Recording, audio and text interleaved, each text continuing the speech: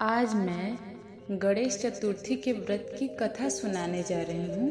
कथा सुनने के बाद अपना प्यार बरसाना ना भूलें। तो चलिए मैं कथा शुरू करती हूँ। एक बार एक नगर में एक बुढ़िया माई रहती थी, जो कि गणेश जी की परम भक्त थी। वह रोज मिट्टी से गणेश जी की मूर्ति बनाती थी और पूजा करती थी, लेकिन वह मिट्टी की मूर्ति रोज गल जाती थी। उसी नगर में एक सेठ रहता था और सेठ के घर में घर बनने का काम चल रहा था। तो बुढ़िया माई ने घर बनाने वाले कारीगरों से पत्थर का गणेश जी की मूर्ति बनाने के लिए कहा। कारीगरों के मना करने पर बुढ़िया माई ने उन कारीगरों को श्राप दे दिया और कहा कि उनकी दीवार टेढ़ी हो जाएगी। सेठ ने बुढ़िया माई से आके कहा कि मैं आपके लिए गणेश जी की मूर्ति बनवा दूंगा, लेकिन आपको फिर से ये दीवार सीधी करनी पड़ेगी। सेठ के कहने पर बुढ़िया माई ने गणेश जी की प्रतिमा बनवा ली और गणेश भगवान की कृपा से वह दीवार फिर से सीधी हो गई।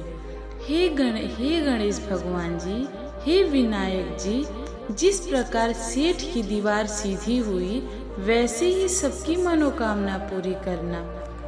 अब मैं गणेश चतुर्थी की दूसरी कथा सुनाने जा रही हूँ। एक समय राजा नल को किसी श्राप के कारण अपना राज्य और अपनी पत्नी दमयंती से वियोग सहना पड़ा।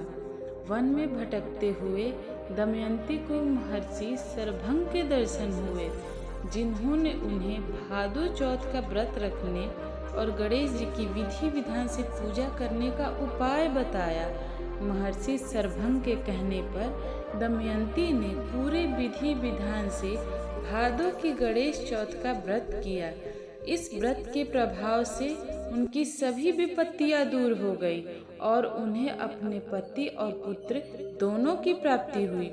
इस प्रकार तभी से इस व्रत को विघ्ननाशक और सुख समृद्धि देने वाला सबसे उत्तम व्रत माना जाता है।